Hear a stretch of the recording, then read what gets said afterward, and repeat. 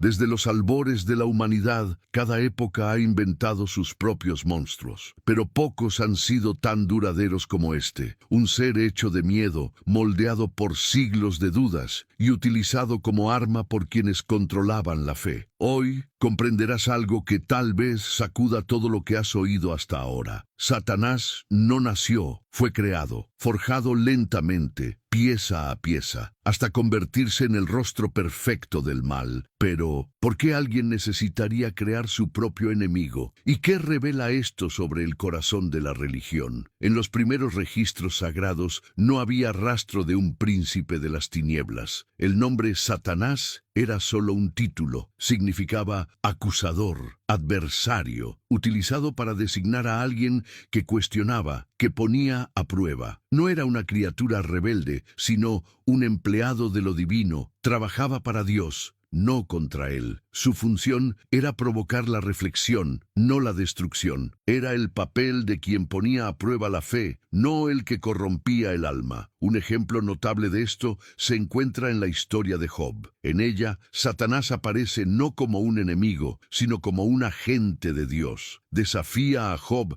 con permiso divino solo para medir la profundidad de su fe. Nada de llamas, cuernos o rebeldía, solo una especie de apuesta entre el creador y el cuestionador. Una escena más filosófica que espiritual, donde el mal aún no existía como personaje. Pero con el tiempo, esa imagen comenzó a distorsionarse. A medida que crecía el poder religioso, también crecía la necesidad de un villano. Alguien tenía que cargar con el peso de las contradicciones, la incomodidad del sufrimiento humano, la pregunta que nadie se atrevía a hacer: ¿por qué un Dios bueno permite el mal? La respuesta más conveniente fue transferir la culpa, y así el antiguo acusador se convirtió en el culpable universal. Lo que comenzó como un papel simbólico se convirtió en una entidad viva en la mente de las personas. El adversario se convirtió en el enemigo, el cuestionador, el demonio. La fe necesitaba orden, y el miedo era el cemento más eficaz. Pero lo que pocas personas se dan cuenta es que la creación de esta figura no fue un accidente teológico, sino una necesidad política. Algo muy humano se escondía tras las alas del ángel caído. El miedo es una herramienta de control más poderosa que cualquier espada, y fue precisamente el miedo lo que dio forma definitiva al diablo. Cuando la religión necesitaba garantizar la obediencia, encontró en él su instrumento perfecto. Prometer el paraíso no era suficiente, era necesario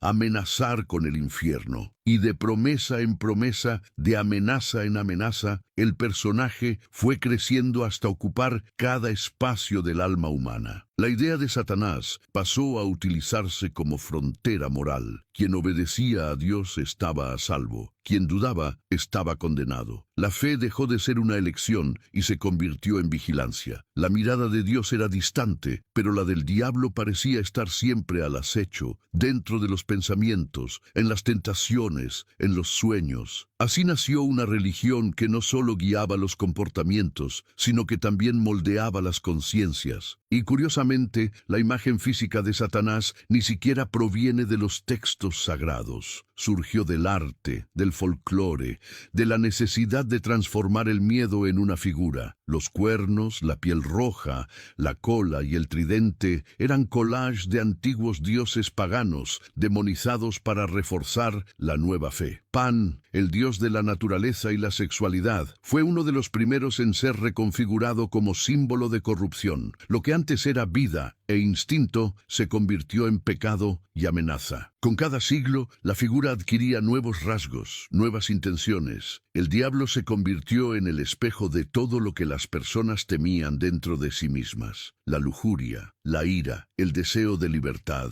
Todo lo que se alejaba de la norma se ponía bajo su dominio. Así, en lugar de enfrentarse a su propia sombra, el ser humano aprendió a externalizarla a un enemigo invisible. Y cuanto más se temía a Satanás, más dependientes se volvían de aquellos que decían saber cómo combatirlo. Ahora dime, si hubieras vivido en esa época, rodeado de sermones, amenazas e imágenes de fuego eterno, ¿en qué habrías creído? Escribe en los comentarios. El miedo siempre ha sido el mayor predicador. Durante la Edad Media, el miedo a Satanás alcanzó su punto álgido. Dejó de ser solo una amenaza invisible para convertirse en una presencia constante en la vida cotidiana. Los sermones lo describían como un espía del infierno, observando cada desviación moral, cada pensamiento indebido. La gente creía que merodeaba por las casas, influía en los sueños y poseía cuerpos. El terror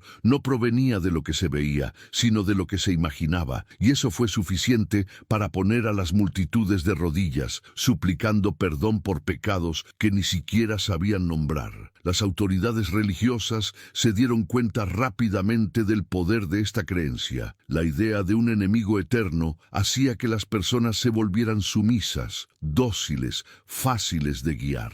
Bastaba con asociar la desobediencia a Satanás y el miedo hacía el resto. La fe pasó a ser vigilada y el simple acto de dudar se convirtió en señal de corrupción espiritual. Pensar diferente era peligroso, y peligroso en aquella época era sinónimo de poseído. Con el tiempo la histeria se extendió como una plaga. El arte, la literatura y las obras de teatro se encargaron de reforzar el pánico colectivo. El diablo era descrito como una presencia constante, siempre lista para infiltrarse en las grietas del alma. El hombre medieval vivía en alerta, desconfiando incluso de sí mismo. La culpa y la vergüenza se convirtieron en hábitos cotidianos, y la religión ahora controlaba no solo el cuerpo, sino también el pensamiento. El miedo a Satanás generó una especie de prisión invisible, una celda psicológica donde el propio fiel se convertía en su carcelero, se vigilaba, se castigaba, se confesaba. Y cuanto más crecía el miedo, más prosperaban las instituciones. El mal, que antes era una metáfora, ahora era una herramienta de poder, y quien controlaba el miedo, controlaba el mundo. Pero algo aún más sombrío estaba a punto de suceder.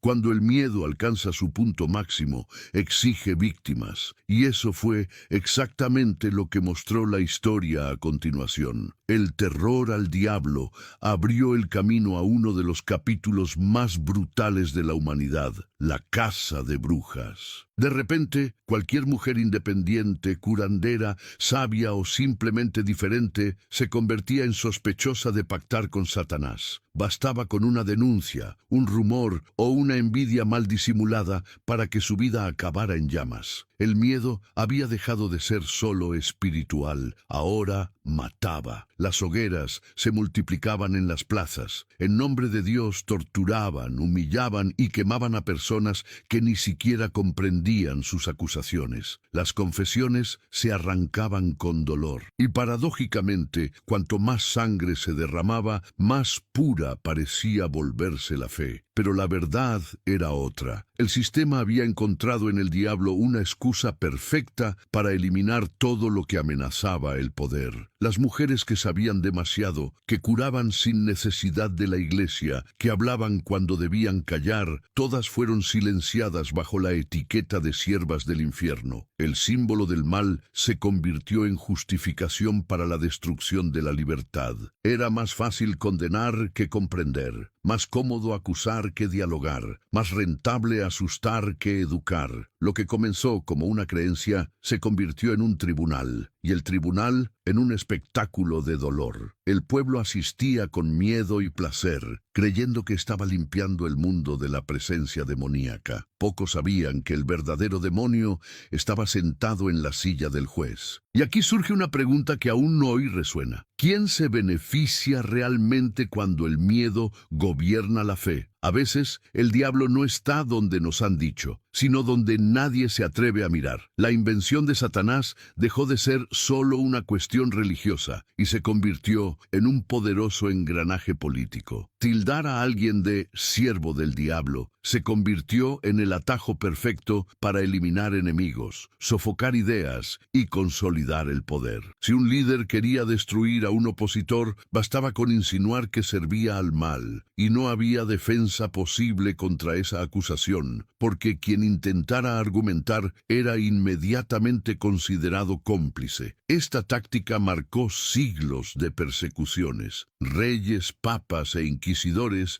descubrieron que la fe, cuando se combina con el miedo, es capaz de mover ejércitos sin que nadie lo cuestione. Era una forma de guerra silenciosa, no contra otros países, sino contra la propia libertad de pensamiento. El infierno era el pretexto perfecto para mantener al pueblo obediente y el trono seguro. Mientras tanto, la imagen de Satanás seguía expandiéndose, absorbiendo todo lo que causaba incomodidad, lo diferente, lo rebelde, lo curioso, lo libre. El diablo se convirtió en el espejo de todo lo que la autoridad no quería ver reflejado. Si una mujer pensaba por sí misma, era tentada. Si un hombre cuestionaba los dogmas, era corrompido. Y así, el mal pasó a tener rostro, pero nunca el de su verdadero dueño. La manipulación era tan refinada que pocos se daban cuenta del juego. La religión, que decía combatir al demonio, utilizaba su imagen como instrumento de poder. Con cada miedo creado, nacía una nueva forma de control. Con cada duda sofocada crecía un imperio. Y, al final, el diablo no era más que el disfraz de un sistema que necesitaba el miedo para seguir existiendo. Pero algo comenzó a cambiar. Con el paso de los siglos, la gente empezó a estudiar, a leer, a cuestionar, y el enemigo invisible comenzó a perder terreno. Pero, ¿realmente desapareció o solo cambió de forma? Con el avance del conocimiento y el debilitamiento del poder de la Iglesia, la figura de Satanás tuvo que reinventarse. Abandonó los altares y entró en las conversaciones cotidianas, en las canciones, en las supersticiones y en las sombras de la cultura popular. El nombre diablo se convirtió en sinónimo de todo lo que desafiaba el statu quo. Se utilizaba para descalificar, alejar y simplificar lo que era complejo. Y así, incluso sin el poder de antes, el mito sobrevivió, más silencioso, pero aún eficaz. En las comunidades más devotas, el miedo se modernizó. Ya no se hablaba tanto del infierno, pero el discurso seguía siendo el mismo. Quien piensa diferente está bajo malas influencias. La lógica era simple. Cuanto más temes al mal, menos cuestionas quién lo define. Y mientras tanto, el verdadero poder permanece intacto, protegido por dogmas y por el temor a ser considerado impuro. Lo más impresionante es que esta dinámica sigue viva. En muchos lugares, el diablo todavía se utiliza como argumento definitivo para silenciar cualquier forma de reflexión. El arte, la ciencia, la sexualidad, la libertad, todo lo que amenaza la estructura tradicional recibe el sello de satánico, y esa etiqueta basta para bloquear el diálogo y mantener a las personas dentro de fronteras invisibles. Pero lo más curioso y más inquietante es que cuanto más se habla del diablo, menos se habla de responsabilidad. El mito sigue siendo útil porque nos absuelve. Siempre es él el culpable. Y mientras el mal tiene un rostro simbólico, el verdadero mal, el humano, el real, sigue libre. Quizás por eso la figura de Satanás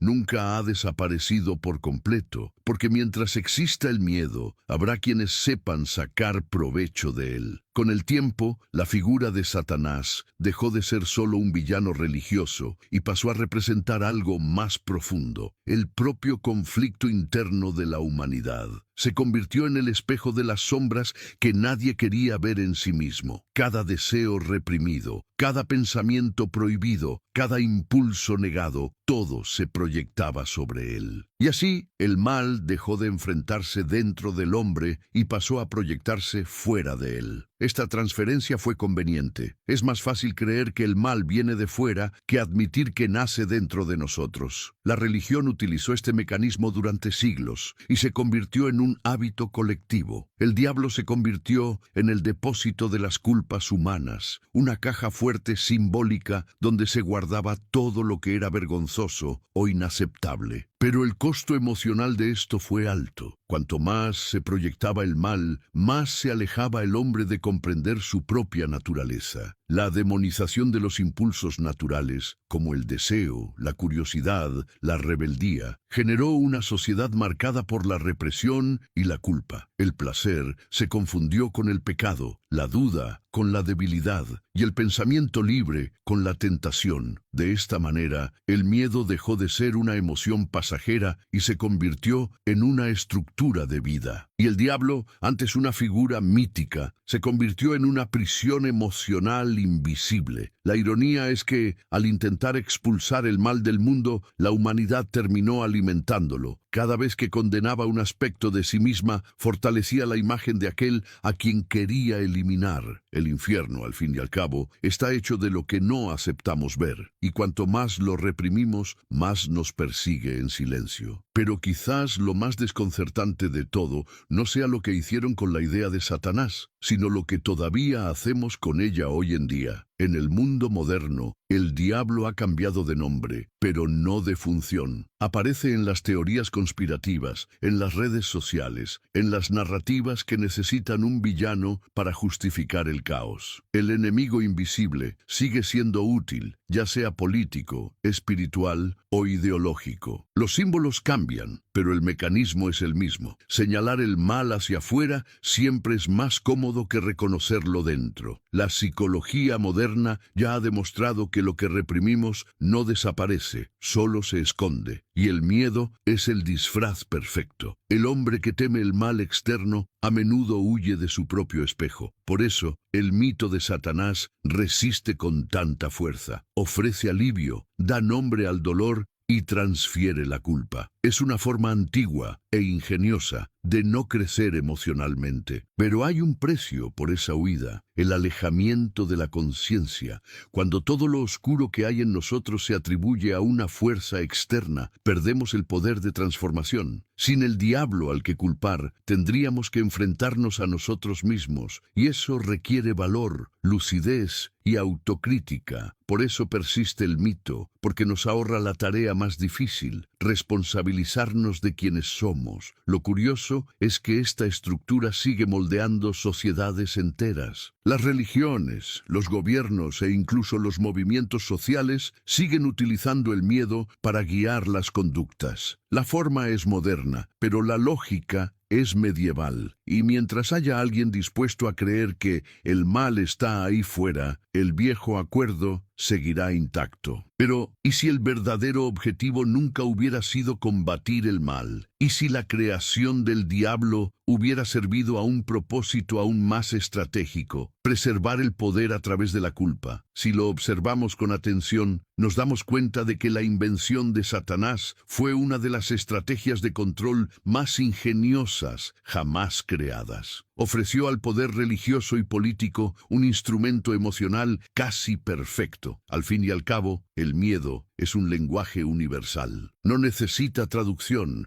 lógica ni pruebas. Actúa directamente sobre el instinto, la parte más vulnerable de la mente humana. Y es ahí donde se construye el dominio. Durante siglos, el miedo al infierno sirvió como un freno invisible. Impidió revueltas, silenció a pensadores, domesticó impulsos, y todo ello sin necesidad de soldados, solo de sermones. La creencia en el castigo eterno bastaba para moldear comportamientos. Y lo más fascinante es que cuanto más aterrador se volvía el diablo, más benevolente parecía ser Dios. Era un juego de contrastes. Cuanto más oscura era la sombra, más claro era el brillo de la autoridad. Esta dualidad, el bien contra el mal, creó una estructura mental difícil de romper. En ella, el ser humano dejó de ser responsable de sus elecciones, porque todo lo que se alejaba de la moral era influencia demoníaca. La culpa se convirtió en una herramienta de docilidad,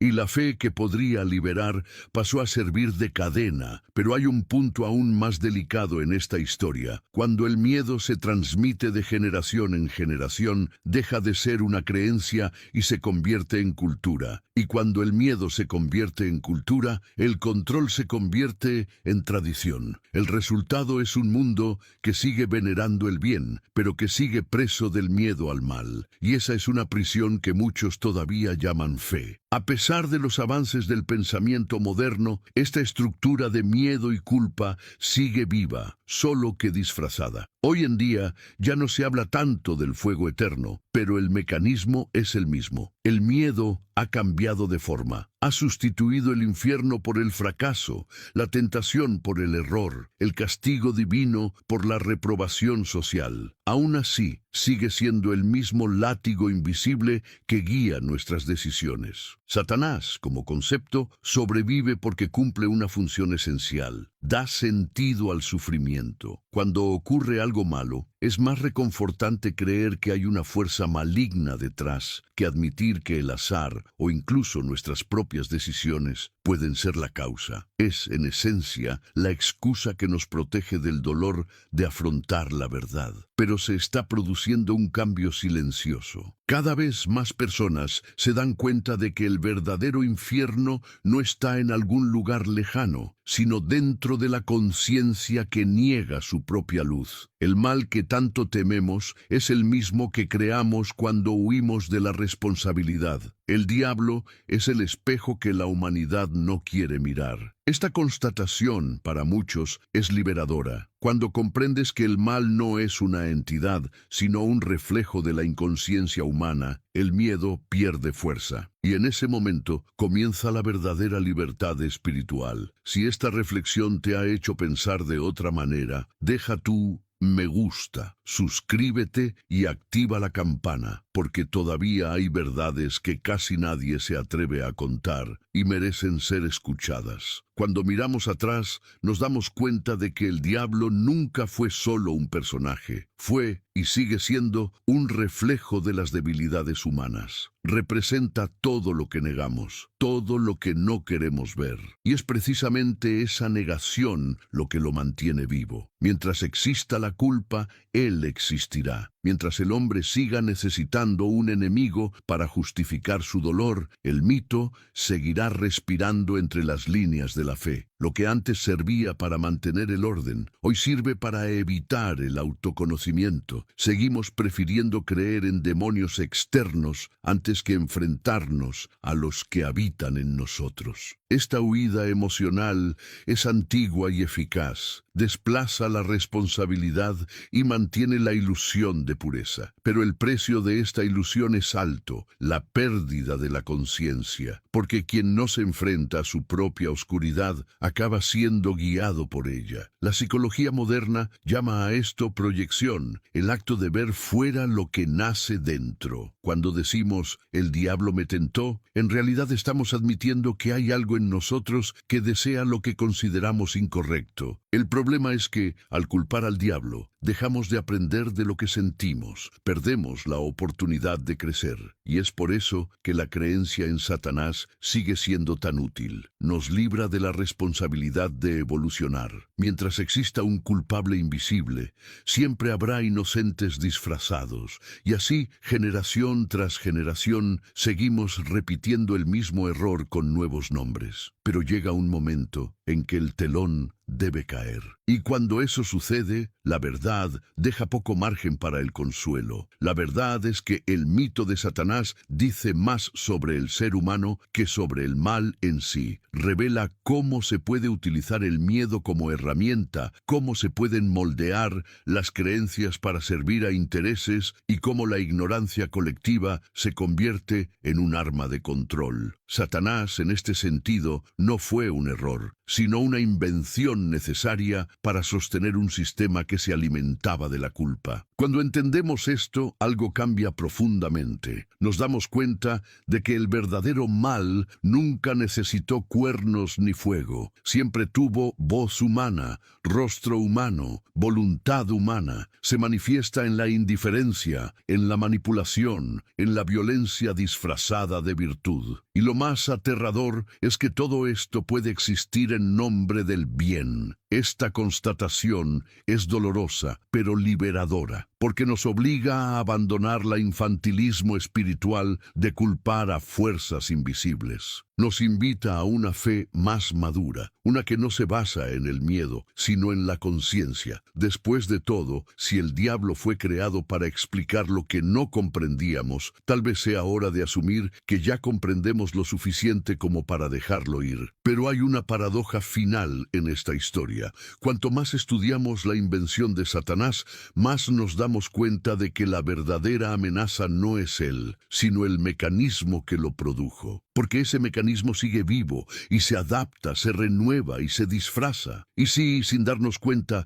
estamos alimentando el mismo sistema que creó al diablo, pero con nuevas creencias, nuevos miedos y nuevos dioses. Al comprender el origen de esta historia, algo comienza a disolverse. El miedo pierde su sentido y el poder que lo sustentaba comienza a desmoronarse. Te das cuenta de que no hay fuerzas ocultas en la oscuridad, solo interpretaciones que durante mucho tiempo decidieron lo que debías sentir. El diablo entonces deja de ser una amenaza y se convierte en una metáfora, un símbolo de lo que necesitamos integrar y no destruir. Cuando dejamos de ver el mal como un enemigo y pasamos a entenderlo como parte de la experiencia humana, surge algo nuevo, la responsabilidad, porque ya no hay ningún lugar al que huir. El infierno ya no es una prisión después de la muerte, es el reflejo de una mente que se niega a evolucionar. Y el paraíso no es una recompensa, es el estado de quien tiene el valor de mirarse a sí mismo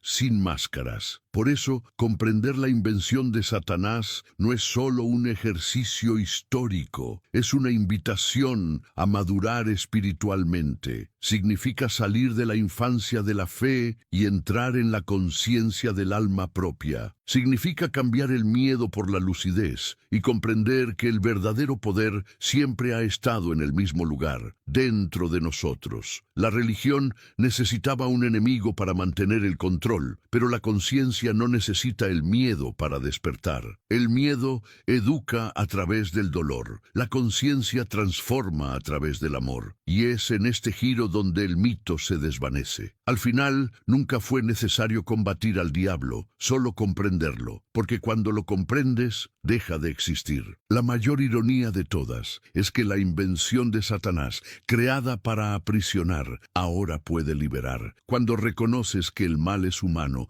no demoníaco, algo dentro de ti cambia de eje. La culpa se disuelve, la conciencia se expande y el miedo deja de ser una herramienta de control. Te das cuenta de que no necesitas un enemigo para elegir el bien, solo voluntad, claridad y empatía. La historia del diablo es, en realidad, la historia de nuestra propia sombra. Y mientras no la aceptemos, seguiremos inventando nuevos infiernos para justificar los dolores que aún no sabemos curar. El verdadero camino espiritual comienza cuando dejamos de culpar a lo invisible y empezamos a ocuparnos de lo visible, nuestras acciones, nuestras intenciones y nuestras elecciones. Quizás el mayor triunfo de este descubrimiento no sea el fin del miedo, sino el nacimiento de la responsabilidad. Al fin y al cabo, cuando ya no hay a quien culpar, solo queda la verdad, y es en ella donde el espíritu finalmente madura. No hay necesidad de ángeles ni demonios cuando el ser humano decide mirarse a sí mismo con honestidad.